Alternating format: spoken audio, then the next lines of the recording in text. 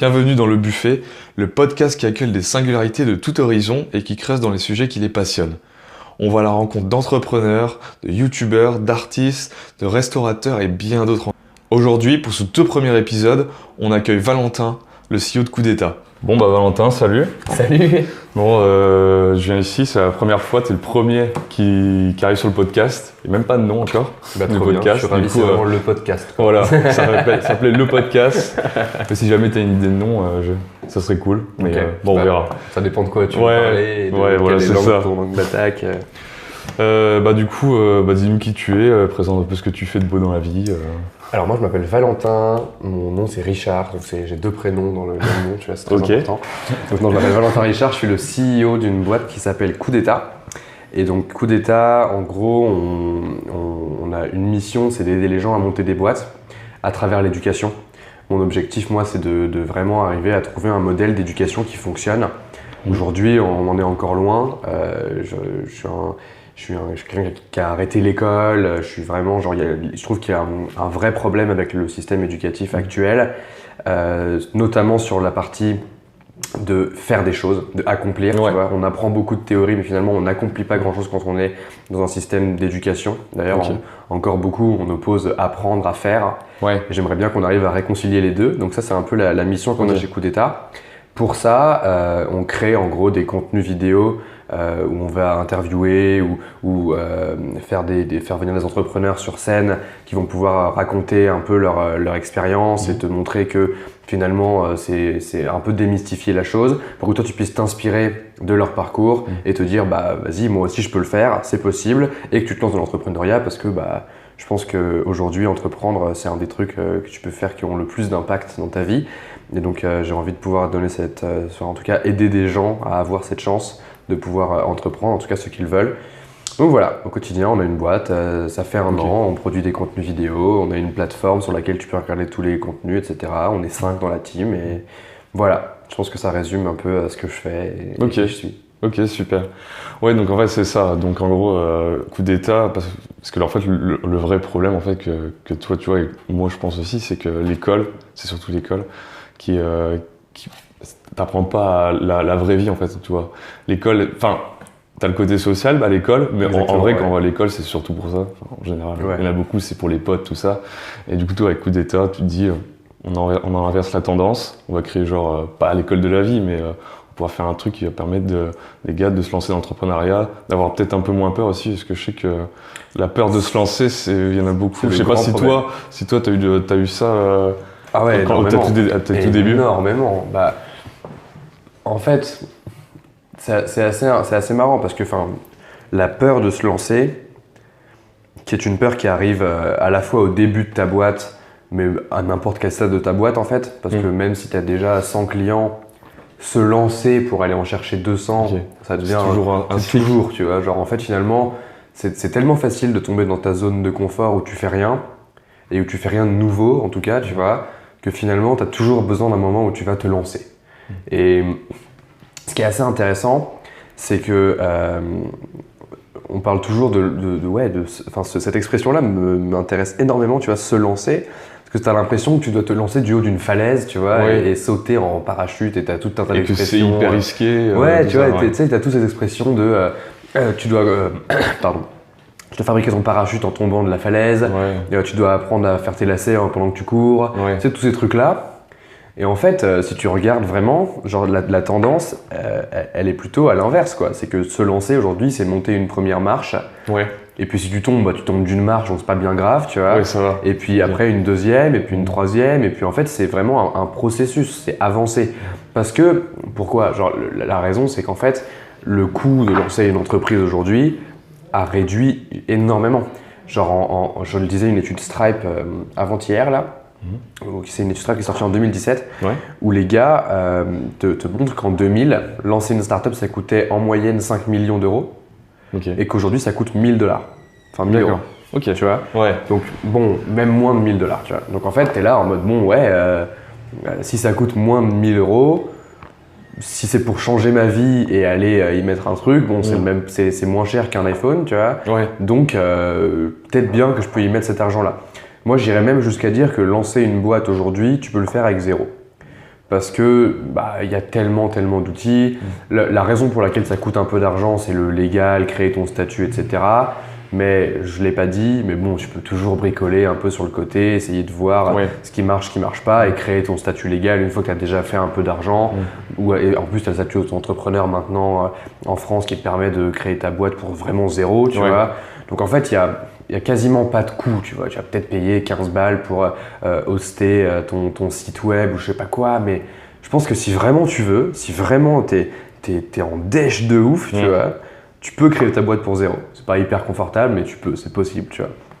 Et donc ce truc-là fait que se lancer et passer d'un truc où tu devais demander de l'argent à tous tes proches ou investir ton propre argent personnel pour mettre du capital de ta boîte et je sais pas quoi et payer des gens, à un truc où dans ta chambre, tu peux commencer à faire tes premières étapes, tester, voir si tes clients ils sont intéressés par ce que tu proposes, faire tes premières ventes avec des outils qui existent, qui sont gratuits. Enfin, tu vois, tu peux vraiment se lancer n'a plus du tout la même définition. Et la peur, en fait, est vraiment le truc qui empêche la plupart des gens de faire ça parce qu'on pense encore qu'il faut absolument se jeter corps et âme dans la création de ta boîte, tu vois. Ce en quoi je crois pas du tout. Genre, je pense qu'il faut le faire petit à petit. J'ai entendu que toi, tu j'ai un gros souci sur l'ambition, tu vois. Genre, l'ambition, ça se respecte. Et l'ambition, t'as pas besoin d'être méga ambitieux, tu peux le devenir, tu vois. Genre, c'est un truc, bref. Mais donc, pour répondre à ta question, après cette digression de 3 minutes, oui, genre, j'ai eu peur, mais étonnamment, j'ai eu peur pas au début, quoi. Parce qu'en fait, au début, donc j'ai commencé à lancer un peu des petits trucs, j'avais 10 ans, tu vois. Et en fait, quand t'as 10 ans et que t'es à l'école et que lancer des projets, entre guillemets, c'était pas des boîtes encore à l'époque, tu vois, c'était des petits projets, c'était codé un peu à droite à gauche, machin. C'est ton hobby, tu vois, c'est ton hobby, c'est le truc que tu fais après les cours. En fait, personne te fout la pression, quoi. Personne te fout la pression, tout le monde est là en mode Val, on sait pas trop ce qu'il fait, il est sur son ordi, il est un peu bizarre. Mais au final, personne te dit mais tu lances une boîte, tu risques ta vie, machin. Et en fait, j'ai pas eu peur. Genre, j'ai fait plein de petites étapes, toutes merdiques, tu vois, genre vraiment des trucs. T'as testé plein de trucs. Nuls, mais j'ai testé, j'ai appris beaucoup. Et tu sais, il y a vraiment ce mécanisme d'apprentissage que par chance j'ai un peu naturellement. Je pense que c'est un truc de curiosité de base, etc. Tu vois, mais où en fait, tu vas faire quelque chose. Je sais pas, par exemple, tu vas créer un site web, tu vois. Et puis en fait, après, tout ce que tu vas voir qui est en relation avec ce truc-là, tu vas t'en inspirer. Donc tu vas faire ton premier site web. Peut-être que ça va pas marché, tu vois, et puis ensuite tu vas regarder plein d'autres sites web et tu vas te dire mais ça c'est trop bien sur ce site-là, j'aime bien cet aspect design, j'aime bien la façon dont ça s'est écrit, j'aime bien ce truc-là. Et donc le deuxième site que tu fais, et paf, tu vas t'inspirer des trucs que tu as vus. Et puis ensuite ça va peut-être encore pas marcher, tu vois, et tu vas encore regarder d'autres trucs, mais en fait faire quelque chose, ça fait que tu peux en devenir passionné. Et du coup, tu es là en train de regarder un peu tout et de prendre toutes les sources d'inspiration du monde qui t'entoure et te dire comment je l'inclus là-dedans. Et ce process-là, il est fabuleux parce qu'il est hyper addictif. Il demande de s'y mettre un peu au départ et j'avoue que je me rappelle pas trop comment ça s'est passé pour moi au tout départ, tu vois. Mais une fois que tu t'y es mis, tu tombes vite passionné de comment je fais pour m'améliorer toujours un peu constamment à ce truc-là et c'est chouette et c'est une discipline et monter des boîtes, c'est ça quoi. C'est juste que ça regroupe énormément de disciplines différentes. Et en fait, moi j'ai commencé à avoir peur après mes premiers gros échecs quoi. Genre à la fin de Menu Next Door l'année dernière, qui était donc ma précédente boîte. Où on avait levé 5 millions, recruté 25 personnes, ouvert 3 pays et on a dû fermer après ça, tu vois. C'est marrant, il y a 2 jours, j'ai vu Mathieu qui était un des associés. Et du coup, ils ont arrêté aussi. Moi, j'étais parti un peu avant la fin et tout ça. Et tu sais, on parlait, ça faisait 1 an qu'on s'était pas vu parce qu'on s'est un peu perdu de vue après Menu Next Door et ça. Donc, on a un peu raccroché les wagons il y a 2 jours. Et on parlait de à quel point ça nous a détruit quoi. La fin de l'existence, ça nous a détruit, tu vois. Genre vraiment, c'était hyper difficile parce que quand tu passes 3 ans de ta vie et c'est pas beaucoup, tu as 3 ans, mais quand tu passes 3 ans de ta vie, 18 heures par jour à bosser sur un truc, il y a des humains qui sont inclus dans l'histoire, il y a tout ton entourage qui maintenant est au courant, t'es passé à la télé, de je sais pas quoi, donc tout le monde est au courant de ce que tu fais. Et là, les gens, ils sont plus en mode qu'est-ce qu'il fait Val devant son ordi, faire son hobby de je sais pas quoi. Ils sont en mode oh là là, si jamais ça foire, machin. Et en fait, cette peur, elle s'intègre très facilement en toi. Et en plus, c'est difficile, tu vois, genre forcément. Et donc ouais, ça nous a détruit. Genre le processus de reconstruction, il a pris vraiment beaucoup de temps. Il est même probablement pas encore fini chez moi, même si là ça commence à s'en approcher, mais ça a mis du temps, tu vois. Mais donc la peur, en fait, elle vient beaucoup des gens autour de toi, quoi. Même si t'as pas peur à la base, les gens vont te faire peur, tu vois. Et cet environnement-là, nous, c'est aussi ce qu'on essaie de faire chez Coup d'État, c'est d'arriver à recréer un environnement où les gens te font pas flipper, quoi. Genre si le gars, il y a un mec qui vient me voir ou une meuf qui vient me voir et qui me dit « Ouais, moi je veux créer une landing page pour tel projet », mon premier réflexe, c'est évidemment pas de lui dire « Ah, mais t'as pensé à ce qui pourrait arriver si jamais ?» Oui, bah oui. Ah non, sinon, tu vas le décourager tout de suite ou faire peur pour rien. Et alors que c'est pas de juste raison. une landing page. Ouais, c'est ça. Il n'y a vraiment Une pas de petite raison. page. T'as raté, t'as rien perdu, tu vois. Genre, on est dans un système où la plupart du temps, pour lancer ta boîte, tu perds que dalle. Donc autant le faire, parce que sinon tu perds ton temps et c'est pire, tu vois. Genre tu perds plus à pas le faire que... Enfin voilà quoi, donc ouais, la peur je pense c'est vraiment le cœur de notre thèse chez Coup d'État et on essaye de casser ce truc-là, quoi, de créer des mécanismes qui te permettent d'avoir moins peur et de rentrer dans cette fameuse passion où justement tu vas plutôt essayer de t'améliorer constamment et de faire des petites itérations qui vont faire que toi en tant qu'entrepreneur tu deviennes meilleur. Plutôt que de te dire, en fait, il faut que je me lance et pour ça, il faut que je sache tout ce qu'il y a à savoir sur l'entrepreneuriat. Bullshit, tu vois. Genre, ça arrivera jamais, tu sauras jamais tout. Au final, c'est pas bien compliqué. Monter une boîte, c'est pas si compliqué que ça. C'est juste beaucoup de trucs, beaucoup de disciplines différentes qui se mélangent, tu vois. Ok. Bah, tiens, j'ai encore envie de parler de peur, ça tombe bien. Donc, c'est un vrai sujet. Ça va être un podcast effrayant. Un peu le podcast qui fait peur. Oui, dans tout ce qui est les peurs de se lancer, il y a aussi le fait qu'il y a eu surtout moi j'ai regardé pas mal The Family, notamment Oussama. Donc pour les gens qui connaissent The Family, ils savent très bien qui c'est Oussama.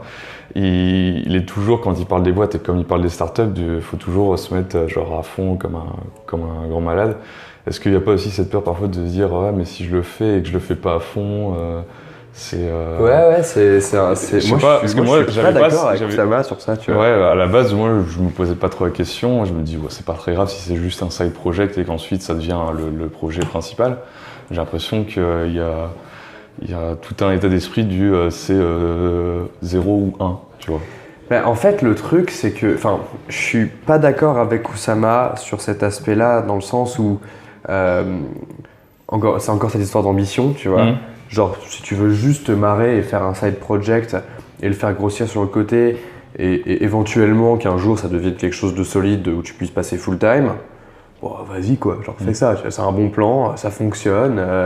C'est un conseil qui est donné beaucoup chez Y Combinator, tu vois, ils disent ça, ils disent le meilleur moyen c'est de le faire en side project, comme ça t'as pas de pression de ton entourage, t'as pas de pression de ton salaire, etc. Mais par contre, je pense qu'il y a une vraie leçon dans le fait de se lancer corps et âme dans quelque chose. C'est qu'en fait, si tu peux, et si tu es drivé et si tu sais un minimum, en fait, le fait de se mettre à temps plein dans une aventure où tu n'es pas sûr que ça réussisse, ça te force à faire des trucs vraiment exceptionnels. Ok. À l'inverse, ça peut te faire tomber en dépression, quoi. Parce que tu as l'impression d'être complètement impuissant par rapport à l'ensemble de ta vie et tu sais pas par où commencer et c'est terrible, etc. Donc il y a les deux côtés. Mais tu vois, genre moi, Coup d'État, quand j'ai repris Coup d'État il y a 1 an, c'était une phase très très difficile où j'étais vraiment perdu, j'avais vraiment peur de relancer quelque chose, que ça marche pas, que je perde du temps, que je sois seul parce que personne ne voulait bosser avec moi, enfin tu vois, genre plein de raisons comme ça, quoi. Et en fait, genre à un moment, j'ai vu Oussama. On a décidé, après quelques conversations, que j'allais reprendre Coup d'État. Et ça m'a empêché d'abandonner, quoi. Parce qu'en fait, t'es dedans, t'as ta boîte qui est créée, t'es full time, c'est pas juste un petit side project que tu peux abandonner n'importe quand. Donc, tu te donnes et tu passes à travers la peur et tu passes à travers la difficulté et t'es là genre, c'est si dur, tu vois. Mais comme tu te donnes pas vraiment le choix, c'est ça la force de ce mécanisme-là, c'est que tu te donnes pas le choix, donc vraiment tu passes à travers, tu vois, la difficulté. Et maintenant, je peux regarder avec du recul et dire, c'était chaud. Mais qu'est-ce que ça valait le coup, quoi. Parce que je me suis reconstruit après Menu Next Door en 1 an de Coup d'État. J'en aurais mis probablement 5 ou 10 si j'étais juste resté à prendre des petits jobs, essayer de me faire un salaire, faire du freelance, pas être trop sûr de ce que je fais, machin. Alors que te mettre en situation de danger et écarter ce danger à coup de... Et encore, c'est du danger relatif, tu vois. Genre, danger, c'est pas... Mais bon, tu peux te sentir comme ça. Moi, je me sentais comme ça, tu vois. Genre, enfin... On parle souvent de ça avec Oussama, justement, de... Il y a souvent pas de danger, il y a que de la peur. Genre, on vit dans un environnement où, en fait, il n'y a pas vraiment de danger, tu vois. Genre, le danger, c'est il y a des gens qui veulent te buter, tu vois. Il y a des animaux sauvages qui veulent te bouffer. Enfin, le danger, c'est vraiment un truc qui peut atteindre à ta condition physique, tu vois. Genre, finalement, tout ce qui existe, c'est la peur dans ta tête, quoi. Et c'est genre, en fait, si je perds, les autres, ils vont trouver que je suis un bolos, tu vois. Mais en fait, fondamentalement, il n'y a pas de vrai risque. Par contre, c'est normal, t'as peur, c'est des émotions. Il faut apprendre à gérer ces émotions-là, à gérer la peur en tant qu'entrepreneur, c'est clair. Et un des très bons moyens hyper rapides de gérer la peur en tant qu'entrepreneur, c'est juste de plonger la tête la première dedans et de te mettre dans une situation de pseudo-risque où tu as vraiment très peur et te rendre compte que t'es pas mort en fait. Et qu'en fait, tu peux juste continuer et ça va, tu vois. C'est un truc qui fonctionne pour certaines personnes, qui fonctionnera peut-être pas pour d'autres. Je suis pas un fan de donner des règles sur comment tu vois. Mais ça peut marcher. Et c'est pour ça qu'il dit ça souvent. Après, moi, je pense que l'idée du side project, si tu sais un minimum ce que tu fais et que tu es un peu passionné par ton sujet, c'est probablement le meilleur moyen de le faire, quoi. Ok. Bah super. Qu'est-ce que je voulais dire? Oui, par rapport à... Tu parlais de tout l'environnement, l'environnement pour les entrepreneurs et toi aussi l'environnement de travail aussi qui est super important. Genre tu as réussi à plutôt bien t'entourer quoi, quand les gens avec qui tu bosses, je suppose que tu es heureux avec. Enfin, j'espère pour toi en tout cas. Ouais. Et du coup, par rapport à toi, la boîte et d'un point de vue perso, c'est quoi que tu kiffes vraiment le plus au quotidien quand tu bosses à Coup d'État, tu vois? C'est une bonne question. En fait, ce qui est... Ou les trucs que tu kiffes vraiment. Bien sûr, Ce qui est très important pour moi, et dont je me suis rendu compte il n'y a pas si longtemps que ça, tu vois, genre il y a ça fait peut-être 6 mois, tu vois. C'est vraiment de retrouver cet état de bien-être dans lequel j'étais quand j'avais 10 piges et que je bossais sur mes projets après l'école. Tu vois, il y avait vraiment ce truc de je vais à l'école, c'est terrible, genre on s'emmerde, certains profs sont pas intéressants. Il y a des chouettes trucs à l'école. Comme tu dis, il y a le côté social, tu as des fois des profs qui sont cool, t'apprends quand même plein de trucs. Enfin, c'est pas tout noir, tout blanc, tu vois. Mais bon, grosso modo, on s'emmerde à l'école, quoi. Et je rentre chez moi et j'ai qu'une seule hâte, c'est, tu vois, genre je jouais aussi à des jeux vidéo, j'allais aussi jouer dehors avec mes potes, machin, mais j'avais quand même un de mes gros hobbies, genre le vrai truc, le loisir, quoi, qui était, vas-y, je vais aller faire des sites web, c'est trop bien, je peux construire des trucs. Tu vois, t'as des gens qui aiment bien construire des cabanes, moi j'aime bien construire des sites, tu vois, genre ça me faisait marrer pareil, genre c'est les mêmes sensations que tu retrouves, t'es pas dehors, mais tu retrouves cette sensation de construire quelque chose, tu vois. Et ce truc-là, c'était vraiment un truc où j'étais là en mode, waouh, l'école c'est bientôt fini, je vais pouvoir passer mes 2 mois d'été à construire des projets, tu vois, ça va être trop cool. Ce qui veut dire que j'y passais quand même beaucoup de temps, mais que j'y passais du temps, c'était pas en mode j'ai mes 8 heures de travail par jour et ensuite il faut que je fasse le reste de ma vie. C'était l'inverse, mes 8 heures de travail c'était l'école et les loisirs et le reste c'était monter des projets, tu vois. Et je veux retrouver ce sentiment-là. Je veux retrouver ce truc-là où je me dis, tu vois, c'est pour cette raison-là qu'on bosse tous en remote chez Coup d'État, si on veut. Genre on a un bureau, mais on peut, là tu vois, il n'y a personne, quoi. Alors on est dans le bureau, vous voyez pas, mais du coup il n'y a personne, quoi. On bosse en remote et on bosse quand on veut, quoi. Genre moi, si je veux me lever à midi parce que j'ai fait la teuf la veille au soir et bosser de 14h à 18h un jour, par contre le lendemain je suis méga déter et je vais bosser 18h parce que j'étais trop chaud, ça me va, tu vois. Ça me va parce que j'ai envie de me sentir en vacances, quoi. J'ai vraiment envie de me sentir en vacances et il n'y a pas de secret, quand je suis en vacances, je bosse, quoi. Je bosse sur mes projets, sur Coup d'État, sur la vision, sur tous ces trucs-là parce que ça me fait juste méga kiffer, tu vois. Et j'ai vraiment pas envie de me retrouver dans une situation de nouveau où je me dis il faut que je m'impose cet horaire, il faut que je fasse ce truc-là. Tu sais, il y a combien de gens m'ont dit tu construis pas une grande boîte sans te lever tôt le matin. Ouais, oui. Et j'étais là, genre, mais enfin, à l'époque, j'étais là, genre, ouais, peut-être, donc j'ai essayé de me lever à 6h tous les matins. Et puis au bout d'un moment, j'étais là, genre, bah non, tu vois, ça me casse juste les couilles. Je vais me lever tard. Par contre, je vais bosser beaucoup plus que n'importe qui se lève tôt et qui fait semblant de travailler, tu vois. Peut-être qu'il y a des gens qui se lèvent tôt et qui travaillent très bien, et tant mieux pour eux, mais moi, ce que j'aime vraiment pas, je te dis, c'est les frameworks, quoi. C'est genre, ça a marché pour moi, tu devrais faire pareil. Non. Les frameworks pour la vie perso, en tout cas. Mais même pour tout, tu vois. Enfin, ouais. Non, oui, les frameworks de boîte, genre les frameworks art, oui, c'est chouette. Oui, voilà. Oui, les frameworks pour comment organiser ta vie, savoir ce qui te rend heureux et tout ça.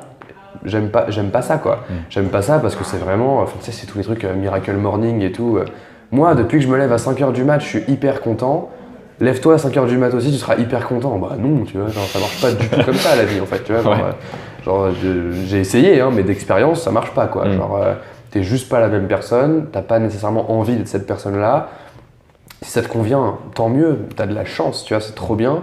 Si ça te convient pas, tu fais quoi, tu vois. Bah, il faut que tu trouves ton propre framework et c'est long et ça prend du temps. C'est pareil, en fait, c'est pareil, c'est des tests, c'est des trucs. C'est des tests, ouais, mais il y a un niveau au-dessus du framework qui est la matrice. La matrice? Ouais. Oula. Genre, au lieu de, moi, ce que j'adore faire chez Codeta, c'est qu'au lieu de créer des frameworks, on crée des matrices. C'est-à-dire que c'est comme un framework, mais avec des curseurs. Donc, au lieu de te dire, pour te lever, pour être productif, il faut te lever tôt à 5h du mat, tu vois, on va te dire, on sait que pour être productif, il faut avoir assez de sommeil, il faut être plutôt heureux en termes de loisirs et de reconnaissance sociale, etc. Il faut avoir un sentiment d'accomplissement, il faut tout ça. Mets tes curseurs.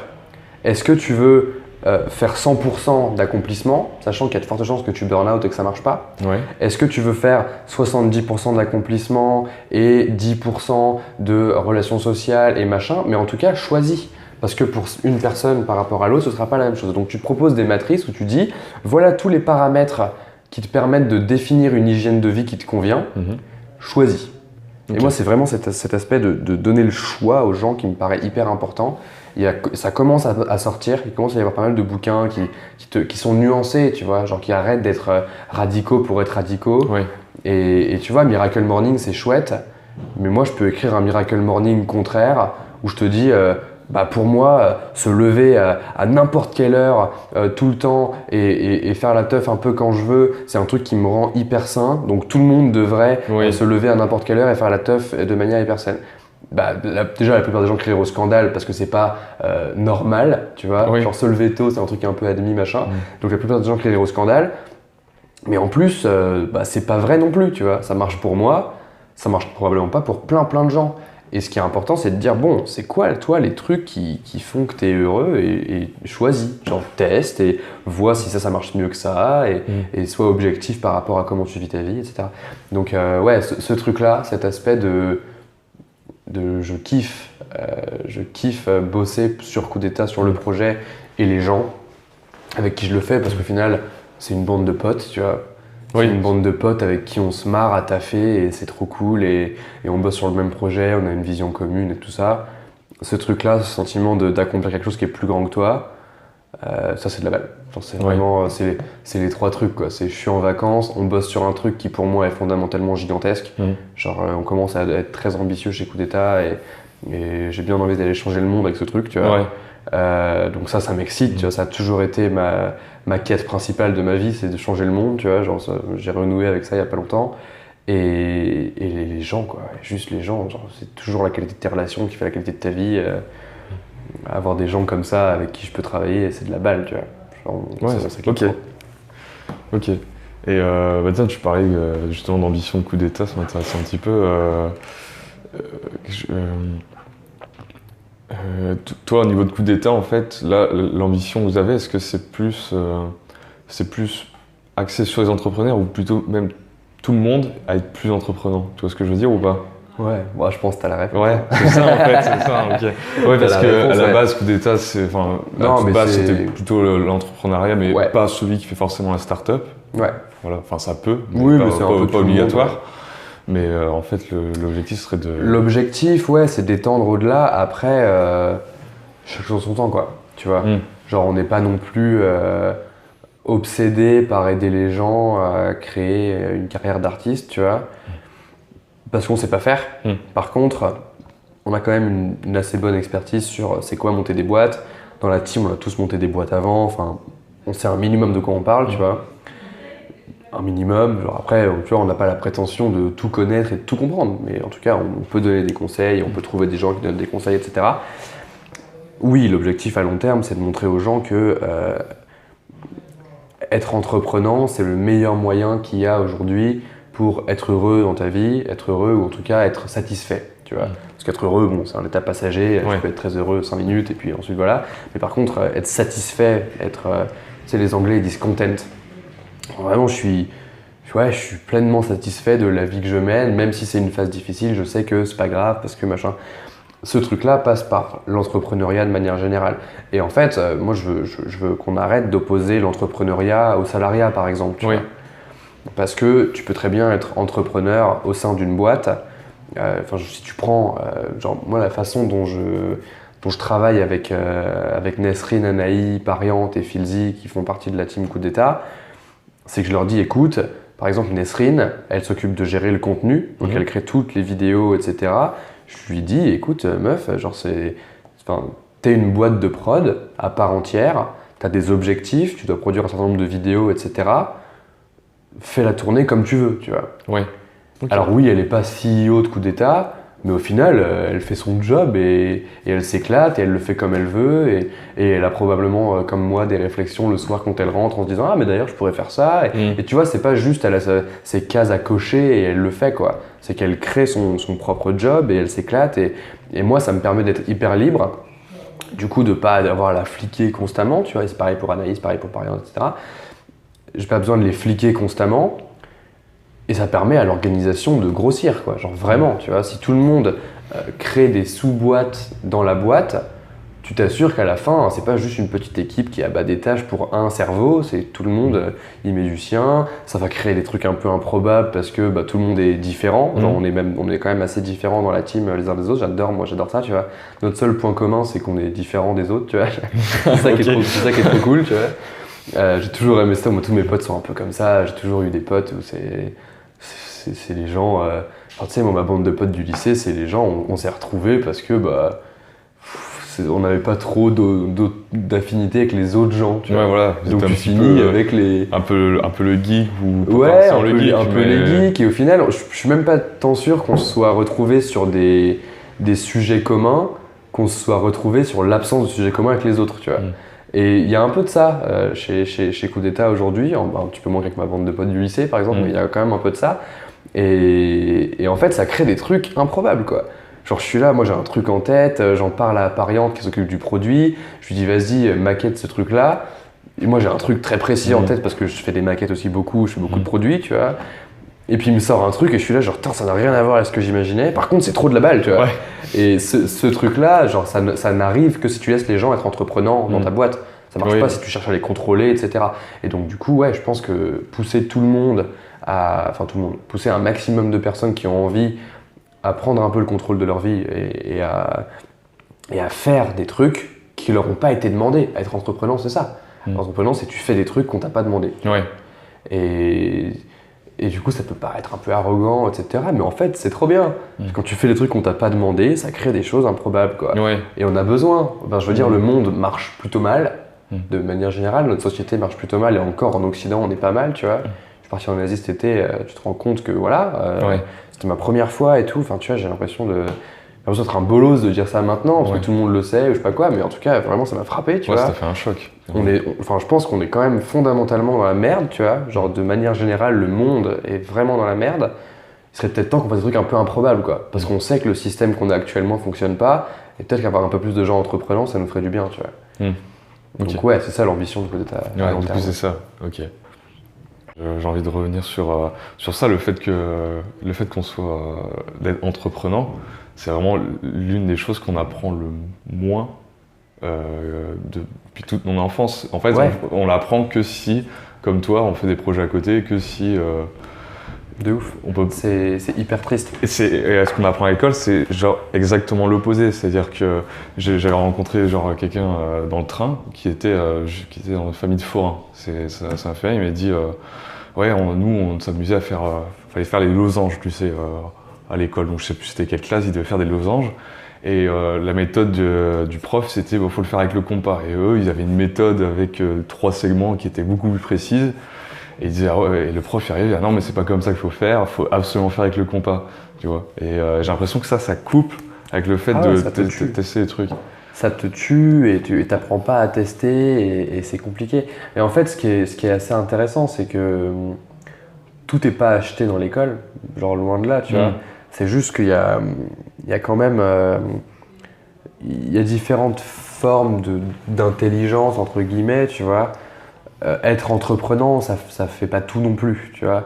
Parce que tu peux très bien être entreprenant, mais si tu n'as aucune théorie, mais tu vois, moi je pense que par exemple, l'histoire, c'est méga important, tu vois. Ouais. C'est méga important parce que ça te permet d'apprendre des trucs que tu n'aurais pas appris tout seul parce qu'ils viennent d'autres époques et d'autres contextes et d'autres personnes, etc. Tu vois, genre, il y a quand même quelque chose d'intéressant d'avoir un background théorique. Par contre, le vrai problème, c'est qu'on n'apprend pas du tout à être entreprenant. Oui. Genre moi, ça m'irait qu'on fasse de la théorie et de l'entrepreneuriat, enfin, entre guillemets, tu vois, genre être entreprenant, enfin, faire des trucs qu'on t'a pas demandé. Le problème, c'est que là, tout est full théorie, quoi. Tout est full théorie dans l'école. Et comme tu dis, on t'impose des façons de faire les choses et tout. Et t'es là, genre, ouais, mais mon objectif, c'est ça. Si je trouve un autre chemin pour y arriver, non. Ah bon, bah... Ouais. Tant pis, du coup, ouais, là, niveau créativité et niveau challenger le statu quo et le système, comme je disais juste avant, on n'y est pas, quoi. Ouais. On n'y est pas et en même temps, c'est compréhensible, tu vois. Genre, c'est pas le rôle de l'école d'enseigner aux enfants à challenger le statu quo. Tu oui, vois. surtout que ça n'a pas été créé pour ça. Mais... Non, pas du tout, tu vois. Mais par contre, c'est cassé. Et on a une voix qui s'appelle coup d'état et pas pour rien, tu vois. Genre c'est ça le but, tu vois. Genre, d'ailleurs, c'est aussi dans le long finalement. Ah oui, complètement. Ouais. Bah, c'est pour ça, tu vois. C'est vraiment genre. Qu'est-ce qu'on va faire pour changer les choses? Parce qu'on sait que les choses marchent pas. Il y a plein de gens qui sont encore sceptiques et qui te diront ouais, mais c'est bon, on a le temps. Moi, je fais partie de cette génération de gens qui on flippe, quoi. On flippe. T'as peur vraiment de ce qui peut. Ah, moi, j'ai peur, sa mère, ouais. J'ai hyper peur. Parce que vraiment, genre, écologiquement, c'est un désastre. Socialement, on fait que de la merde. Enfin là, récemment, il y avait cette histoire avec l'Amazonie qui brûle, là. Ouais. Et les mecs évidemment, parce qu'il n'y a jamais de meufs, tu vois. Encore un autre problème, les mecs, ils jouent aux billes dans la cour de récré, quoi. T'as Macron qui dit « on va arrêter de t'acheter des trucs », et t'as l'autre qui dit « ah mais vous êtes pas gentil », et t'es là genre « mais vous êtes les leaders du monde, quoi, vous faites quoi ?» tu vois. Et moi, ça me fait flipper, en fait. Ça me fait hyper flipper parce que j'ai vraiment l'impression que remettre nos destins, entre guillemets, dans les mains de la politique, c'est foiré, tu vois, ça va pas marcher. Remettre nos destins dans les mains de l'éducation, ça revient à mettre dans les mains de la politique, c'est foiré, tu vois. Le capitalisme est pas du tout un modèle qui fonctionne actuellement parce qu'il y a trop de gens qui sont sur l'argent, etc. Par contre, je pense qu'on doit pouvoir arriver à créer un truc où peut-être qu'en mélangeant un peu de capitalisme, les mécanismes du capitalisme avec une vraie vision pour le futur et en arrêtant d'être des enfants qui se tapent dessus à coups de bâton pour des jeux d'ego, peut-être qu'on peut arriver à faire quelque chose, peut-être pas, tu vois. Mais j'aime me prendre à rêver que notre vie est pas foutue, tu vois, parce que tu sais, j'allais dire, j'ai peur pour mes potentiels futurs enfants, mais même pas, quoi. J'ai peur pour moi, tu vois. Ouais. Dans 50 ans, j'aurai 73 ans. Je suis pas persuadé d'avoir envie de vivre des exodes massifs et des révolutions gigantesques parce que les gens peuvent toujours pas se nourrir correctement et c'est nimp. Ouais, il serait peut-être temps qu'on change les trucs, tu vois. Il serait peut-être temps qu'on fasse ça. Alors ouais, c'est peut-être un peu utopique, j'ai peut-être l'air d'un ado rebelle en disant ça, mais j'en ai rien à foutre, quoi. Ouais, genre, façon, j'ai appris à arrêter d'écouter les gens qui me disaient ça, tu vois, parce que on va tester et puis si on se plante, on aura essayé, tu vois. Ouais, bah oui, c'est ça en fait. Ouais. C'est un vrai truc, quoi. C'est un vrai truc et je pense qu'on est loin d'être les seuls chez Coup d'État à avoir une mission qui est similaire, tu vois. Genre, il y a tout le monde qui essaie d'apporter sa pierre à l'édifice. Aujourd'hui, il y a encore peu de succès réel de trucs où on a pu dire bon bah voilà, regardez là, regardez l'impact que cette boîte a fait, ou regardez le problème qu'on a résolu, tu vois, on n'y est pas encore. On n'y est pas encore, et je pense que, il y a une grosse partie de ça qui est une question d'éducation. C'est toujours pareil, tu parles aux gens et tu as n'importe quel débat philosophique sur le sexisme, sur le racisme, sur l'ambition, sur n'importe quel sujet, un minimum philosophique, et la conversation finit toujours par « ouais, mais en fait, c'est un problème d'éducation ». Ouais, toujours. Et souvent, cette phrase veut dire « donc on peut rien y faire », et je suis pas d'accord. Ouais. Genre, je pense qu'on peut éduquer les gens autrement, et que on doit pouvoir amener du vrai changement profond, et éduquer les gens à être plus ambitieux et avoir le goût de faire des trucs, tu vois. Ouais. Je pense que c'est hyper important. Ouais, carrément. Et surtout que cette possibilité d'éduquer les gens, elle est de plus en plus accessible. Parce que forcément avec Internet, tout ça. Mais ouais. Je vois qu'il y a 5 ans, YouTube, quand tu regardais sur YouTube vidéo, tu n'avais pas grand-chose, soit en tutoriel, en n'importe quel type de contenu, et ça explose tout le temps. Donc c'est un délire, tu veux trouver quelque chose, tu tapes sur Google et puis c'est bon. Ouais, complètement. N'importe quel sujet un peu précis, tu tapes quoi. C'est vraiment genre, je veux trouver comment faire une stratégie de contenu pour mon business de vente de pièges à souris, et tu trouves, tu vois, genre c'est improbable. C'est juste que comment t'articules tout ça entre eux pour en faire un vrai projet qui fonctionne et tout, c'est compliqué, tu vois. Mais ouais, je pense que ce que tu dis sur l'accessibilité de l'information et de l'éducation, moi c'est mon gros sujet en ce moment, tu vois. C'est vraiment genre, on est en 2019, on a Internet, et le meilleur modèle qu'on a encore actuellement pour apprendre des trucs, qui est utilisé par la majorité des gens, quoi, c'est de devoir se déplacer dans un bâtiment physique qui a un nombre de places limité, qui est dans un endroit déterminé, pour pouvoir aller apprendre. Donc si tu prends, je sais pas moi, une grande école, je vais pas citer de nom pour être sympa, tu vois, si tu prends une grande école à Paris, qui est donc une des meilleures écoles de France, en théorie, tu vois, ça veut dire que si tu fais pas partie des 300 personnes qui peuvent rentrer physiquement dans le bâtiment, tu vas dans une moins bonne école. Ouais. Et genre tout le monde est là en mode ouais, normal, tu vas dans une moins bonne école. Et moi je suis là genre bah non, pas normal, tu vois, genre à quel moment t'es là en mode ah bah ouais, il sera moins bien éduqué, bah tant pis, il n'y a pas assez de place dans le bâtiment. C'est vrai que j'ai jamais vu comme ça. Mais tu vois, c'est pas vrai qu'il y a des quotas de il faut être bon pour rentrer à l'école, machin. Il y a forcément plus que 300 personnes par an qui sont suffisamment bonnes pour rentrer dans une école comme HEC, tu vois. Je sais pas quels sont les chiffres exactement, donc je peux pas te dire conneries, tu vois, mais tu rentres pas quoi. Tu rentres juste pas. Et en plus de ça, genre ça te fait croire que l'éducation c'est un truc où tu dois savoir a priori ce que tu vas aimer faire a posteriori, tu vois. C'est impossible. Non, genre quand tu commences à apprendre quelque chose, tu sais assez rapidement si t'aimes ou si t'aimes pas. Si t'aimes, c'est de la balle, tu continues. Si t'aimes pas, bah tu changes. Le problème c'est qu'aujourd'hui, ce modèle de bâtiment physique de l'école fait que si t'habites pas à Paris, donc quand même une majorité des gens en France quoi, tu dois prendre la décision de déménager à Paris pour aller dans une école où tu n'es même pas sûr d'être pris. Et c'est quand même c'est ta décision de vie, tu vois. Je décide d'aller vivre quelque part ailleurs pour faire cette école. Tu te barres pour aller faire une école de droit ou je sais pas quoi, t'arrives et au bout de 2 jours, tu te rends compte que t'aimes pas ça, t'es stuck à Paris, quoi. C'est terrible. C'est terrible, tu vois, parce qu'en fait, imagine, t'as probablement des gens qui, t'as déjà des gens qui peuvent pas se le permettre. Donc ils vont dans des écoles moins bien et ça a l'air ok pour tout le monde encore une fois, tu vois. Et en plus de ça, ils vont dans des... il y a probablement des gens qui auraient aimé faire du droit à Paris plus que ceux qui y vont et qui se rendent compte que c'est pas le cas et qui peuvent pas parce qu'ils sont pas prêts à prendre cette décision, tu vois. Et que peut-être qu'eux, ils auraient appris mieux et tout. J'ai du mal à comprendre que tu puisses avoir une école où ton prof c'est Emmanuel Macron et tu as une autre école où ton prof c'est Bibi du 22 qui pige que dalle et qui a appris tout dans les livres et qui a jamais rien fait, tu vois.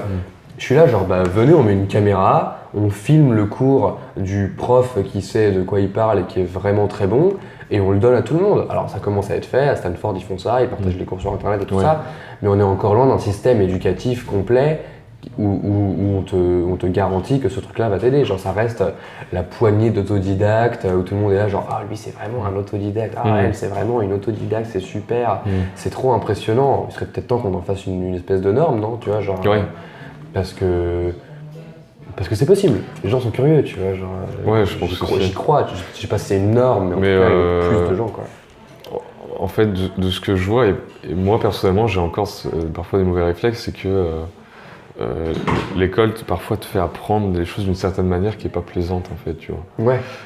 C'est-à-dire que quand tu apprends un peu sur le tas, parce que tu veux faire un truc, tu as une idée, tu vas regarder l'information qu'il te faut parce que tu as envie de faire ça. C'est pas pareil que, alors on a grand 1, grand 2, grand 3, tu fais ça. Ensuite, chapitre 2, grand 1, grand 2, grand 3. Ouais. Et parfois, tu avais encore ce réflexe de moi, je vais faire ça comme ça, mais en tout des cours en grand chapitre, je me dis, mais ça sert à rien, j'aime pas faire comme ça. Et je continue. Parce que ça te fait croire qu'en fait, tu peux apprendre tout ce qu'il y a à savoir sur un sujet et ensuite te lancer à la poursuite de ce sujet. Ça. Et c'est un mensonge. Genre, ça ne marche jamais, tu vois. Alors, si ça marche, si vraiment t'es hardcore, quoi. Genre, ça marche en solfège, tu vois. Ouais. Ça a marché. Genre, on a T'as fait du solfège? Non, jamais. Ah, ok. Parce que j'en ai fait, mais c'est vrai. Mais tu vois, genre, ça marche. Genre, fondamentalement, on peut pas enlever ça. Genre, la plupart des grands musiciens de l'histoire ont commencé par faire que du solfège sans toucher à un instrument. Et ensuite, ont commencé à jouer. Et comme ils connaissaient le solfège, ils ont pu jouer beaucoup plus facilement, transmettre, etc. Ça marche. Ça n'empêche que pour être un grand pianiste, il faut jouer du piano, quoi. Tu vois. Et qu'à l'école, on t'explique pas trop, en fait. Tu vois, on est là, on a créé un système éducatif qui est là pour normalement t'envoyer un peu à l'usine parce qu'on avait besoin de créer un système éducatif qui fonctionnait post-guerre. À l'époque, ça marchait très bien. Aujourd'hui, on sait pas trop, donc débrouille-toi. Bonne journée. Et tu t'en vas et t'es là, genre, qu'est-ce que je vais faire, tu vois. Effectivement, ce modèle-là, genre, il n'y a aucun monde dans lequel tu vas apprendre un truc pendant X années et savoir suffisamment pour pouvoir l'appliquer à ta vie. Genre, c'est pas du tout les mêmes méthodes d'apprentissage, ça fonctionne pas, quoi. Ça fonctionne pas et il faut changer ça, quoi. C'est ça le but, hein, genre vraiment, genre il y a un vrai truc qui va pas, quoi. Je suis tout à fait d'accord. Cette histoire de chapitre et tout, c'est terrible, genre... Ouais, parce que j'ai l'impression qu'en plus que tout doit être fait linéairement dans un certain ordre. Ouais. Parce que sinon, ça va pas rentrer dans ta tête et tu seras pas capable de faire quelque chose après. Et en même temps, ils ont encore une fois, tout n'est pas acheté, tu vois, ils ont encore des mécanismes d'apprentissage qui fonctionnent. Genre, ils t'apprennent d'abord les grosses bases, ils vont t'apprendre des trucs qui sont presque faux parce que imprécis mais compréhensibles pour toi, tu vois, donc c'est quand même cool, tu vois, ça marche, c'est un truc que tu fais pareil, quand moi j'enseigne des trucs aux gens, je fais pareil. Genre, si je veux t'expliquer comment créer une landing page, je vais pas rentrer tout de suite dans le détail de pourquoi ce bouton il est comme ci, comme ça. Je vais t'expliquer d'abord la grosse structure, à quoi sert une landing page, puis ensuite tu creuses. Et cette méthode-là d'apprentissage, elle fonctionne. C'est la méthode de l'école, c'est que tu creuses dans des sujets au fur et à mesure des années, etc. Ça marche. Par contre, il n'y a aucune mise en pratique, quoi. Il n'y a aucune mise en pratique, à part quoi? À part genre en bac pro. Et les bacs pro, aujourd'hui, c'est des gens dont on se moque, quoi. Genre moi, j'ai fait un bac S. Et je suis coupable, tu vois, genre j'ai fait partie des gens qui, tout comme mes profs et tout comme les autres gens de ma classe, disaient « Ah, lui, il a fait un bac pro, c'est un bolos, tu vois. Et je me regarde avec le recul et je suis là genre « Waouh, mais qu'est-ce qui s'est passé, tu vois, t'es endoctriné à juste pas respecter les autres, quoi. » Et tout le monde trouve ça normal, tu vois, encore une fois, tu vois, genre ça… Je trouve ça aberrant, mec. Ouais, il y a du boulot là. Et en fait, il y a vraiment du boulot là-dessus. Ah, mais oui, il y a un boulot gigantesque et je suis pas le premier à m'en rendre compte et je suis pas le premier à essayer de faire quelque chose pour, tu vois. Mais tant mieux, genre, plus on est, plus on a de chances qu'il y en ait un qui réussisse, quoi, ou une. Oui, c'est ça. Ouais, de toute façon, en fait, le but, c'est. Parce que s'il n'y en avait que un ou deux, ce serait plus compliqué. Ouais. Et là, plus il y a de gens qui se lancent, c'est clair. il y a la possibilité qu'il y ait un changement. Un vrai gros truc. Un vrai changement, quoi. Parce que là, forcément, là, coup d'État, c'est vraiment à toute petite échelle. Je parle à mes potes coup d'État, ils vont pas connaître. Hein. Sauf peut-être à 42, tu vois, mais sinon. Ouais, c'est ça. Ouais, mais c'est toujours pareil, tu vois. Tu commences par une niche et puis t'expands. Et tu vois, de toute façon, évidemment, genre aujourd'hui, on a des vidéos où on est là, on parle à moitié anglais, à moitié français, parce que c'est beaucoup de jargon. Pour la plupart des gens, c'est inaccessible. Genre, c'est compliqué, tu vois, c'est compliqué, ça reste un milieu, machin, mais c'est un milieu qui est suffisamment grand pour qu'il y ait plein de monde qui l'utilise déjà, tu vois. Et puis après, on verra pour aller plus loin et aller toucher d'autres catégories de personnes et tout ça, mais on a encore du boulot, tu vois, genre le temps qu'on arrive à toucher tous les gens qui sont intéressés de près ou de loin à monter des startups, Ouais.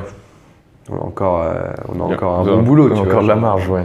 Donc ouais, non, ça m'inquiète pas, mais mais ouais, plus on est à tenter de régler ce problème, et mieux on se porte, tu vois. Parce que moi, je m'en fous d'avoir des concurrents, quoi. Genre, je veux juste qu'on règle ce problème. Ok. Alors un truc qui n'a rien à voir, c'est une question que j'avais envie de te poser depuis longtemps parce que ça m'a perturbé. Tu disais que tu parlais de vision personnelle, de se battre pour la personne que tu es ou la personne que tu veux être. Et en fait, j'ai du mal à voir vraiment ce que tu veux dire derrière ça. Ok. Tu vois? Ouais, c'est vrai que c'est un truc que je dis beaucoup. C'était dans une interview, ou même dans plusieurs interviews que tu as déjà passées. Ouais. Tu disais ça et je comprenais un peu, mais un peu flou quand même. Tu vois, Ouais, mais tu sais que même moi, je suis. Même toi, quand tu le dis, quand je le dis, bon, j'en suis convaincu. Genre, Ouais. Je pense que c'est un vrai truc, tu vois, parce que on m'a pas encore démontré que c'était pas le cas. Mais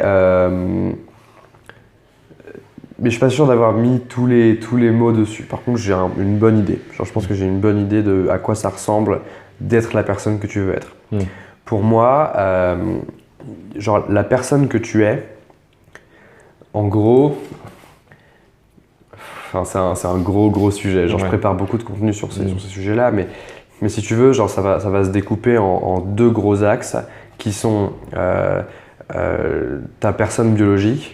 D'accord, ok. Et ton rapport au temps. Ok. Ta personne biologique, elle est décomposée en grosso modo 3 aspects. C'est tes émotions. Donc tes émotions, c'est vraiment ton cerveau qui libère des hormones par rapport à une certaine situation. Et du coup, genre, si tu prends, pour faire vraiment basique, tu prends les 6 émotions de base qui sont la peur, la colère, la joie, le dégoût, la surprise et la tristesse. Exactement. Ça veut dire que pour chaque situation, tu as une forme d'une de ces émotions-là qui arrive. Okay. Ces émotions, elles sont incontrôlables pour toi. Genre, tu peux pas les contrôler. C'est impossible si tout d'un coup tu es en colère, de dire ah non, je suis plus en colère et hop, tu n'es plus en colère. Ça n'arrive pas. Ce serait incroyable. Ce serait incroyable, tu vois. Genre, tout le monde rêve un peu de ça, mais en vrai, ce serait pourri parce que ça veut dire que tu n'as pas de joie non plus, donc c'est pas marrant, tu vois.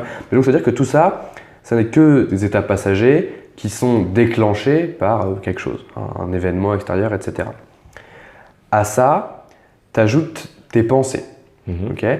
Tes pensées, ça marche pareil que tes émotions, c'est déclenché par des éléments extérieurs. Et en fait, c'est pour ça qu'il ne faut pas confondre ce en quoi tu crois et tes pensées. Par exemple, une pensée, ça peut être quelqu'un te parle et te dit un truc qui te fait réfléchir et tout d'un coup, ça trigger un truc chez toi qui dit « Ah putain, ouais c'est vrai, je suis pas suffisant, je suis qu'une merde, etc. » C'est des pensées, c'est un truc que tu penses. Oui.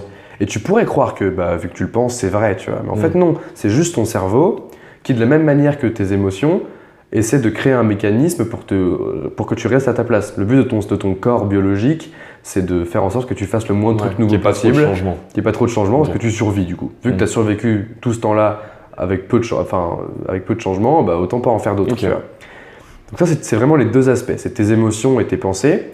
Sachant que ce qui est intéressant, c'est que tes pensées génèrent des émotions aussi.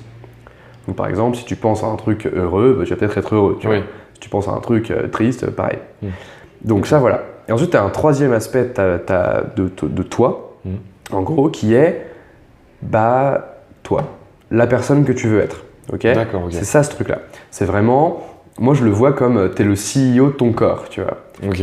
Genre, tu peux vraiment travailler. Alors, c'est énormément de travail, c'est très, très difficile, mais quand tu commences à avoir la théorie, c'est hyper intéressant.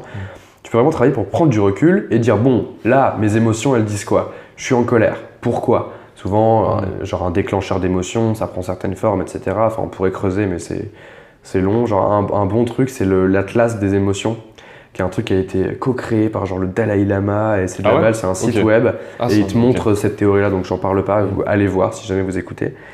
Donc l'Atlas des émotions, c'est atlasofemotions.org, un truc comme ça. Bref, donc tes émotions. Donc tu peux prendre du recul et dire ok, là mes émotions elles disent quoi? Elles disent je suis en colère. Ok. Là, mes pensées, elles disent quoi? Elles disent, ce mec est vraiment un gros connard, en même temps que je suis en colère, donc ça me rend encore plus en colère, machin. Ce qui est important, c'est ton comportement derrière. Parce que toi, en tant que CEO de ton corps, tu vois, tu peux juste dire, bon, écoute, toi, les hormones, t'es en colère, toi, les pensées, tu trouves que ce mec est un connard, bah moi, on va agir autrement. Je vais être calme, je vais me poser et je vais discuter, et poser des questions et essayer de comprendre et je vais essayer de rationaliser mes pensées et en fait, tu te forces à passer d'un système où c'est ton cerveau reptilien à ton cortex préfrontal où vraiment tu es rationnel et où tu te dis bon ok je vais agir comme un être humain et comme un adulte et vraiment genre je vais me poser la question de comment je veux agir dans cette situation moi. Genre qu'est-ce que le moi profond, ce en quoi je crois réellement, qu'est-ce qu'il va faire? Qu'est-ce qu'elle va faire? Peu importe. Mais vraiment, genre, ouais, qu'est-ce que je vais faire dans cette situation, tu vois? Et ça, c'est une grosse partie du travail, c'est te rendre compte que dans cette situation, tu peux changer complètement ton comportement et qu'en retour, ça change tes réactions. Parce que si demain, tu as un mec qui vient te dire un truc, genre, ton travail, il est mal fait. Ok? Toi, tu es en colère. Parce que tu es là genre, ouais, non, mon travail est pas mal fait et tout, c'est toi qui piges que dalle, machin. Tes pensées, pareil, tu vois, ça part en couillasse. Et toi, tu te dis, bon, je vais être grand, je vais essayer de comprendre pourquoi il dit ça. Je vais lui poser une question, je change mon comportement, tu vois. C'est un truc qui est difficile à faire, mais qui est carrément possible, tu vois. Je change mon comportement. Oui, alors pourquoi tu penses que mon travail est mal fait? Bah pour ça, pour ça, pour ça. Ouais, mais tu vois, tu peux aussi en parler, demander de l'aide, tu vois. Ouais, mais tu vois, là, ça me met en colère quand tu me dis ça comme ça. Donc peut-être que à l'avenir, si tu veux me dire que mon travail, il n'est pas parfait, bah, peut-être qu'il faudrait que tu me le dises autrement, sans m'attaquer de front, parce que ça me fait sentir comme ça. Et puis le mec va peut-être te dire, ah bah ouais, c'est vrai, si c'est un gars sympa, en général, ils le font, tu vois. Ouais, c'est vrai, effectivement, ma manière de communiquer est peut-être pas forcément la meilleure, machin. Et donc toi, qu'est-ce qui se passe? Bah t'es content, quoi. Ouais. Et donc potentiellement, la prochaine fois que le même mec vient te voir, au lieu de toi d'avoir une réaction qui est de la colère et que tu penses que ce gars-là est un connard, bah tu vas être content. Ok. Et en fait, bon, là je dis ça comme ça marchait au premier coup, ça marche au 10e en général, quoi. Mais ça marche, tu vois. C'est mathématique, tu vois. Genre vraiment, ça marche. Moi, je le vois, quoi. Il faut être hyper conscient. Il faut être hyper conscient. C'est ce que font les moines bouddhistes et tout, tu vois. Genre, c'est ce que tu fais en méditation. La méditation, c'est un outil qui permet d'atteindre ce stade-là. C'est pas une fin en soi, c'est juste un outil, tu vois. Et en fait, ils font ça, sauf que le choix de la religion bouddhiste dit qu'en fait, tu dois genre être neutre par rapport à tout ce qui arrive. Genre, moins tu fais de vagues dans l'univers et mieux tu te portes. Moi, ça me gonfle, j'ai envie de faire des trucs, tu vois. Mais par contre, je peux utiliser les mêmes mécanismes qui sont que quand il y a une situation qui se présente et qu'elle me fait ressentir des émotions, je peux choisir de me comporter autrement que ce que mon corps voudrait me dicter, tu vois. Donc ça, c'est vraiment le premier truc sur comment tu fais pour être la personne que tu veux être. Et tu as la deuxième partie qui est sur ton rapport au temps. Genre, tu peux apprendre à connaître une personne très très très facilement et très rapidement en prenant en compte comment elle est maintenant, donc ce truc dont je viens de parler, c'est-à-dire ses émotions, comment elle réagit, etc. Son histoire de vie, donc tout ce qui l'a amené à être la personne qu'elle est maintenant. Donc tu vois, genre pourquoi tu es en colère quand le mec vient de dire que ton travail est mal fait. La plupart des gens, pour plein de gens, c'est pas le cas, tu vois. Donc pourquoi? Pourquoi? Parce qu'en fait, quand j'étais gamin, j'avais toujours mon père ou ma mère qui me disait que mon travail était mal fait sans m'expliquer pourquoi, donc machin. Et en fait, si tu arrives à retracer un peu l'histoire de la vie de quelqu'un, c'est pour ça que, tu sais, quand tu parles avec quelqu'un en fin de soirée, un peu bourré, et que tu as des conversations profondes sur ton enfance et tout ça, c'est là que tu connectes vraiment avec les gens. Et en fait, si tu arrives à retracer toute l'histoire passée de quelqu'un, tu peux comprendre pourquoi elle agit de la manière dont elle agit actuellement, tu vois. Et plus tu as d'éléments, plus c'est facile pour toi de prédire et de la connaître et de la comprendre, tu vois. Donc tu peux le faire pour toi aussi. Ça veut dire que tu peux juste regarder en arrière et te dire, bon, qu'est-ce qui s'est passé dans toute ma vie qui fait que je me sens comme ça aujourd'hui, tu vois, et que j'agis comme ça, et quelle histoire tu vas te raconter pour choisir de bâtir ton futur, qui est la troisième étape, qui est comment tu te vois dans le futur. Et ça, ça n'est qu'une question d'un mécanisme hyper intéressant qui est le truc qui a différencié le Homo sapiens du reste des animaux, quoi, qui est les idées. Oui. Les idées et a fortiori les histoires. Une histoire, c'est quoi? Une histoire, c'est... Toi, en tant qu'être humain, tu observes le monde et t'en piges pas un dixième, tu vois. Parce qu'en fait, il y a trop d'infos. Oui. Il y a beaucoup trop d'infos, tu vois. Genre, là, je te parle, je suis même pas sûr de ce à quoi tu penses. Je pourrais te demander, par contre, tu vois, mais je suis pas sûr de ce à quoi tu penses. Je sais pas si t'as pas faim et que tu penses à autre chose. Je suis incapable de dire que par la fenêtre arrière, de quelle couleur est la voiture. Je suis incapable de savoir ce qui se passe dans la pièce à côté. Enfin, vraiment, j'ai peu d'infos, en fait, en tant qu'être humain. Du coup, tu vas avoir des fois plusieurs infos et tu vas vouloir les connecter entre elles. Le meilleur moyen de les connecter entre elles, ce serait d'avoir vraiment toutes les infos, tu vois. Donc ce serait de demander « Ah ouais, elle était de quelle couleur la voiture qui est passée à midi 23, tel truc, et au fait, toi, tu faisais quoi dans la pièce à côté pendant qu'on parlait, machin ?» pour reconnecter tous les morceaux, choper assez d'infos pour être proche de la réalité et du coup, genre, savoir exactement ce qui s'est passé et pouvoir prendre des décisions en fonction. C'est impossible. Oui. Du coup, ce que tu fais, c'est que tu racontes des histoires pour combler les trous. Une histoire, c'est un truc qui comble les trous. C'est genre, par exemple, une histoire que tu peux te raconter sur toi-même, c'est « Je n'arrive pas à atteindre cet objectif, c'est parce que je suis une merde ». Alors qu'il y a probablement plein d'autres infos, tu vois, qui sont machin, en fait, il y avait le contexte qui a fait que ça, il y avait cette erreur-là que j'ai faite et qui est importante, machin, etc. Mais en fait, toutes ces infos-là, si tu les prends pas et que tu te racontes juste l'histoire de « ouais, en fait, c'est parce que je suis naze », bah, ça marche, tu vois. Et donc, en fait, à toi de choisir l'histoire que tu te racontes. Donc, comment tu fais pour toi, en tant que ton toi du présent, avec tes émotions et tes pensées, prendre le recul nécessaire pour te dire « Ok, ce comportement-là que mon corps veut que j'ai, il vient de ce passé-là et il vient de l'histoire que je me raconte sur moi-même dans le futur. Quelle histoire je vais me raconter et comment je vais agir sur la prochaine étape pour être la personne que j'ai envie d'être. » D'accord, ok. C'est ça le gros schéma, quoi. Ok. Okay. C'est vrai, donc c'est un travail… parce que là, comme tu dis, je suis en train de le faire dans la tête, j'ai l'impression que c'est un travail de malade en fait. C'est un travail de malade. Le mec, c'est le meilleur travail que tu puisses faire de ta life, quoi. Parce que ça te transcende en tant qu'être humain, en fait. Genre, ça fait de toi un être humain qui est profondément rationnel et en même temps qui accepte ses émotions, tu vois. D'accord. Donc ça veut dire que tu as vraiment tout l'aspect positif du rationnel, c'est-à-dire que tu prends des décisions comme il faut, tu cherches à comprendre les événements, tu cherches à avoir un maximum d'informations, tu fais de la science, etc. Et en même temps, bah, quand t'es triste et tu t'en veux pas parce que t'es triste. Souvent c'est ça, tu vois. T'es triste, ah mais je devrais pas être triste. C'est parce que je suis naze et c'est un cercle vicieux, tu vois. T'es là genre bon bah je suis triste, tu vois. Mais quand t'es heureux, mec, c'est de la balle. Genre tu profites vraiment parce que de la même manière, t'es pas en mode ouah, c'est pas normal que je sois heureux, je le mérite pas, machin. T'es vraiment ouah, je suis trop heureux, c'est de la balle, tu vois. Et donc en fait, ce mix fait que c'est vraiment un cocktail parfait et j'en suis loin, tu vois. J'en suis loin, j'ai encore plein de moments où je retombe et tout, mais par contre, c'est un travail qui fonctionne et qui est hyper rewarding, quoi. Genre, t'es hyper content dès que tu vois que ça marche, tu vois. T'es là, genre, waouh! Il y a encore 2 semaines, j'avais peur de prendre l'avion et en fait, j'ai compris d'où ça venait, j'ai compris pourquoi et maintenant, j'ai plus peur de prendre l'avion, quoi. D'accord. Genre, tu peux vraiment travailler sur des petits trucs de ta vie constamment, quoi. Sur tes relations, tout ça. Et tu rajoutes un saupoudrage de… Exactement. Un saupoudrage comment dire en français, de self-compassion. Donc vraiment de compassion pour soi. De compassion pour soi, quoi, vraiment. Tu oublies la confiance en soi. Tu oublies, genre vraiment, c'est le pire truc, quoi. Genre vraiment, c'est la confiance en soi, c'est se raconter une histoire qui, malgré le fait qu'elle soit objectivement fausse, tu continues à la croire.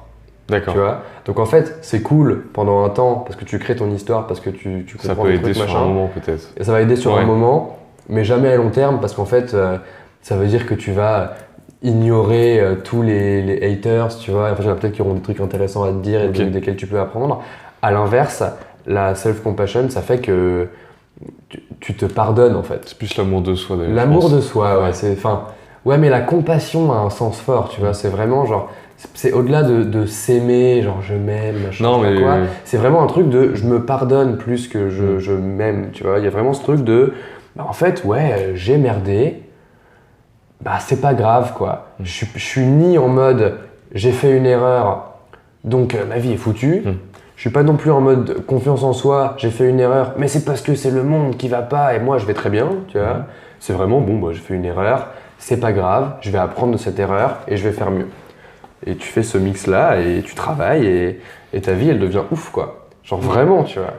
Par contre, c'est un travail qui est colossal, qui est très difficile à faire seul aussi. Genre, moi, je l'ai fait avec une psy, je le fais encore avec plein de mes potes. Tu discutes, tu vois, tu parles, tu demandes de l'aide, machin. Tu prends des notes aussi sur où t'écris? J'écris peu, moi, mais il y a des gens qui le font. Il y a des gens qui tiennent des journaux. Ils écrivent un peu ce qu'ils veulent. Ouais, tu vois, une pratique qui fonctionne pour certaines personnes, ça va être d'écrire chaque jour un journal de qui je veux être dans le futur. Par rapport à cette situation-là, comment je vais réagir, qu'est-ce que je voudrais changer chez moi, etc. Tu vois. Moi, ça marche pas parce qu'écrire à un rythme régulier, c'est impossible, tu vois. Ça me gonfle, mais par contre, j'ai trouvé d'autres méthodes. En fait, c'est encore une fois à toi de trouver la méthode qui fait que tu peux travailler dessus correctement et tendre vers un. Et tu vois, dans tout ce que je te dis là, ça, c'est une matrice, tu vois. D'accord, ok. Tu vois, je te dis pas raconte-toi l'histoire que t'es génial. Je te dis trouve l'histoire qui te convient. Ça se trouve, l'histoire qui te convient, c'est pas que t'es génial, c'est que t'es extrêmement empathique et tu vois, genre je te dis pas sois le plus intelligent possible, je m'en fous. Genre ça se trouve, ton but c'est d'avoir le plus de potes possible ou de mixer et enfin tu vois, trouve ton équilibre quoi. Et t'as un équilibre que tu sens profondément et qui change aussi en fonction des informations, tu vois, que tu reçois. Et où tu te sens aligné avec toi. Genre, il y a vraiment un stade. Genre là, moi, ça m'est arrivé, tu vois, genre, hier soir, discussion avec ma copine, elle me dit ouais et tout, j'ai l'impression qu'il y a un truc qui va pas, tu vois. Je dis genre, ah ouais, c'est vrai. Ouais. Genre, il y a un truc qui va pas, mais je pige pas, j'arrive pas à mettre de mots dessus et tout. Et donc, on parle et elle me pose plein de questions sur ouais, comment je me sens dans cette situation, dans ce truc-là et tout. Et on recompose le schéma de trigger, émotion, comportement, etc. Et puis je clique quand il y a un moment où en fait, à force de discuter et de mettre des mots et de le rationaliser, j'étais là genre ah mais ouais, en fait c'est juste que j'ai encore une fois peur de pas être suffisant dans une relation qui dure un peu longtemps, tu vois. Genre c'est toujours super chouette au départ une relation, mais après j'ai peur de pas être suffisant, donc je te laisse un peu dicter comment tu veux que je sois, je te donne pas forcément mon opinion, et donc en fait je reproduis un schéma dans lequel je suis tout le temps. Bah c'est bon, du coup maintenant je l'ai réalisé, je vais juste arrêter, tu vois.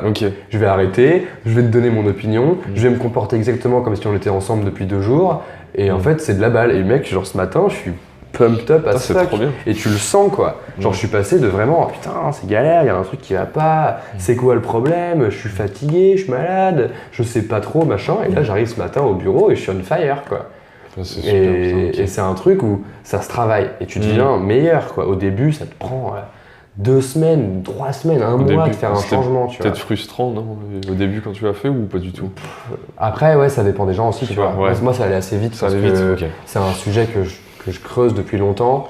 Et en fait, quand j'ai vraiment recommencé, c'était quand j'ai commencé la psy. Donc, je lui faisais entièrement confiance et il s'est passé vraiment, enfin, ça a cliqué à balle, tu vois, d'un coup. Et donc, c'est allé assez vite parce que c'était un sujet que je traitais un peu tout seul dans mon coin. Et elle a mis une vraie structure et une vraie compréhension et un vrai corpus presque, genre elle sait ce qu'elle fait, elle en parle tout le temps, machin. Et donc, en fait, j'ai capté. J'étais genre, oh putain, enfin les vraies réponses. Enfin, j'arrête de tâtonner. Enfin, j'ai quelqu'un qui me donne des vraies réponses sur comment ça fonctionne. Je suis tombé amoureux de la psychologie et j'ai commencé à taffer comme un ouf. Et en 2 mois, j'avais commencé déjà à bien récupérer. Mais je reviens de loin. Alors, pas aussi loin que la plupart des gens, tu vois. Il y a plein de gens qui galèrent beaucoup plus que ce que j'ai galéré, c'est sûr. Mais j'étais quand même arrivé à un point où pour faire tourner Coup d'État, pour sortir de mon lit, il fallait que je me motive en me disant que j'allais fumer une clope. Ouais, ok. Et j'étais arrivé à un point où j'avais ma to-do list du jour et où je me disais, bah vas-y, à chaque to-do list, enfin à chaque élément de ma to-do list achevé, je vais aller fumer une clope. Je me shootais à la dopamine, quoi. Et c'était conscient, tu vois. J'étais vraiment en mode, bah écoute, cette boîte, j'ai pas le choix, il faut que je le fasse. La fameuse situation de danger, tu vois. J'ai pas le choix, il faut que je le fasse. Bah, un moyen de hacker mon cerveau, ça va être de juste aller fumer une clope après chaque to-do list et j'avançais comme ça. Mais c'était terrible, tu vois. Vraiment, c'était dans la douleur et c'était affreux. Et au bout d'un moment, j'ai fini par restructurer Et donc tout, genre j'ai réaligné mon passé, j'ai compris d'où ça venait, j'ai compris plein de trucs avec Menu Next Door, etc. J'ai compris comment mon corps fonctionnait sur le présent, je me suis raconté une meilleure histoire sur ce que je voulais, c'est-à-dire moi je veux changer le monde, je veux aller aider l'éducation, etc. et pas le faire pour de faux et vraiment tout ça. Et en fait, en réalignant tout ça, bah, ça va beaucoup mieux quoi. Ça va beaucoup mieux, mais c'est un travail qui est long et qui est compliqué quoi. Ouais. Mais qui est si intéressant. Genre, si t'estimes que t'en as pas besoin, cool. Si t'estimes que t'en as besoin, fonce quoi. C'est une balle sa mère, tu vois. Genre, ouais, parce que ça change ta life. De ce point de vue-là, je pense qu'il y a des gens qui sont peut-être plus avantagés en fonction peut-être d'éducation ou je sais pas quoi, qui direct ils savent ce qu'ils veulent et puis ils n'ont pas eu besoin de se poser beaucoup de questions parce qu'ils ont peut-être pas eu des traumatismes un peu.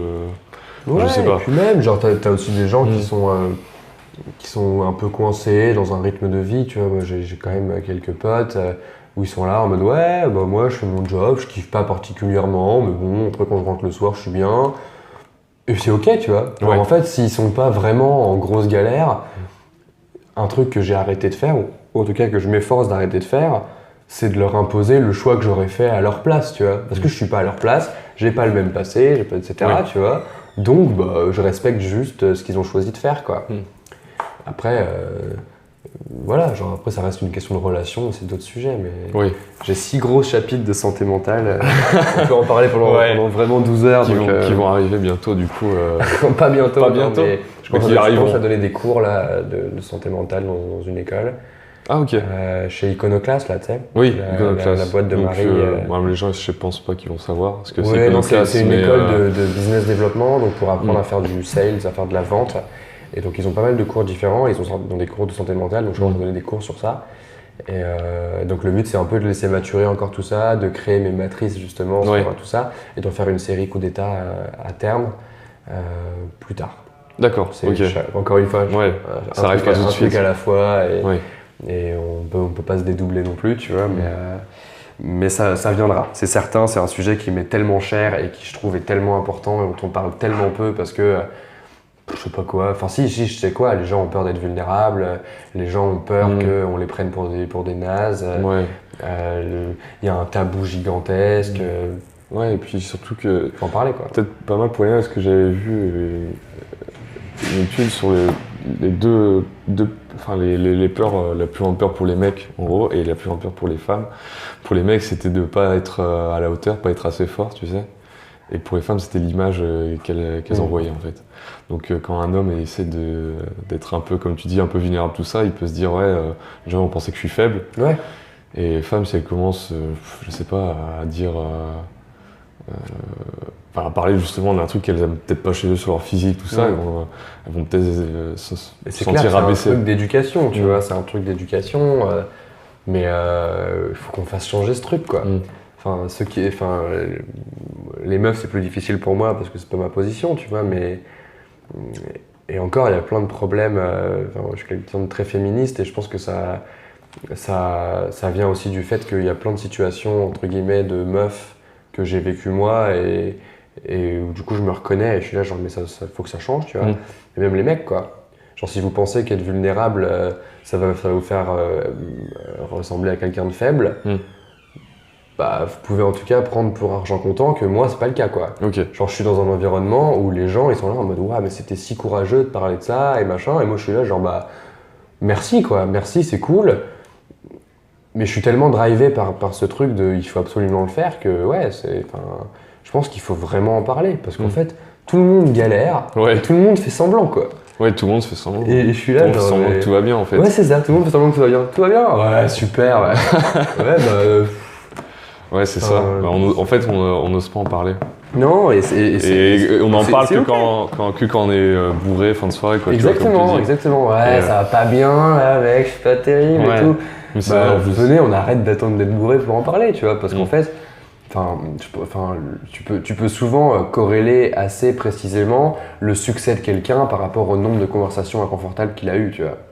Ah oui? Bah ouais, genre les gens qui osent pas parler de leurs problèmes, ils les règlent jamais, tu vois. Ouais, c'est sûr. Et la seule façon d'avoir un minimum de succès dans ta vie, c'est de régler tes problèmes. Genre comme ça, tu peux enfin te concentrer sur les trucs qui sont pas des problèmes et qui sont des solutions, tu vois. Genre c'est hyper important. Ouais, carrément. Bon, bah merci à toi, Valentin. Du coup, maintenant, on va pouvoir manger le petit plat que je t'ai préparé. Trop bien, après cette longue conversation. Ouais. Bah, franchement, c'était super intéressant. J'ai appris pas mal de trucs, donc c'est génial. Bah, trop cool, mec. Content. Trop cool. Et puis, bon courage pour les autres épisodes du podcast. Et fais ça bien. Si tu as écouté cet épisode, ça fait plaisir. N'hésite surtout pas à t'abonner à ma chaîne YouTube, à me suivre partout sur les réseaux pour être tenu au courant des prochains épisodes qui vont sortir sur la chaîne. Tu retrouveras aussi plein d'infos intéressantes dans la description de ce podcast, que ce soit du vocabulaire, des liens vers les différents sujets dont on a parlé. Et également, tu peux retrouver la recette du repas que j'ai préparé pour Valentin. Je te dis à la prochaine.